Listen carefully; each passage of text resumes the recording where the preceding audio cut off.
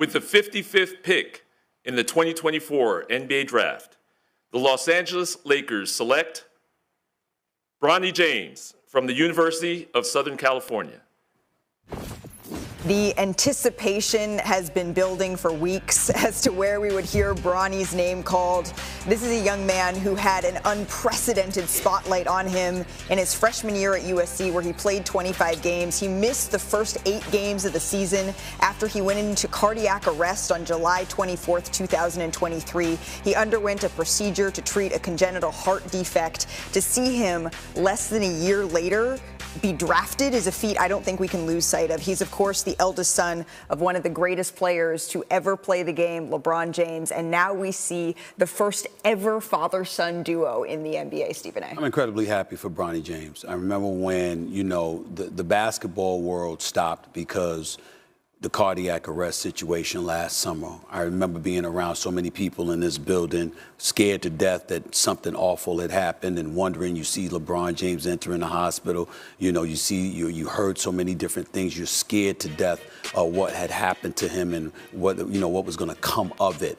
And to see him here just a year later, being drafted by the Los Angeles Lakers, health intact and what have you can't be happier for him. And when people want to judge his freshman season at USC and the lack of production that you might normally see, you have to take into consideration what those previous 5 months were. Not just a physical comeback from an episode this isn't like a that. sprained MCL. Yeah, But the mental comeback and that process for a young person to come back from a situation like that and to be playing basketball again and then to start to try to play it at a high level. There's so much more room for growth for him. And can you imagine, as a parent, getting that initial phone call that LeBron and Savannah got about their son?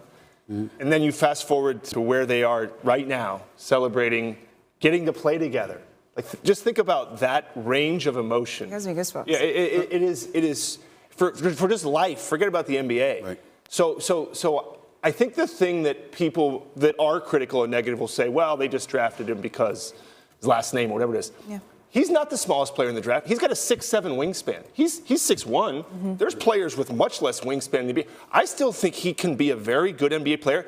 I don't think we should, as in the media, people will hope it happens right away. He's still very young, and he didn't really have a last year. So it's going to be fascinating to watch his journey. But because he's so young, and we don't need to expect but so much out of him as a player. You know what the most exciting part is?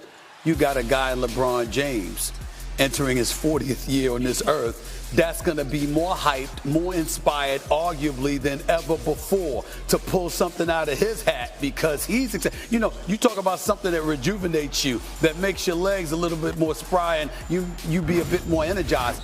Can it get any better than this? Your son is on the squad. You're still a superstar in this game, and you got an opportunity to go out there and do your thing and set the stage for him to come in years and years to come. It's going to be special. And remember, for a lot of teams, their G League team is out of market. For the Lakers, it's right there, essentially in the same facility. So even when he's with the G League team, they're still together.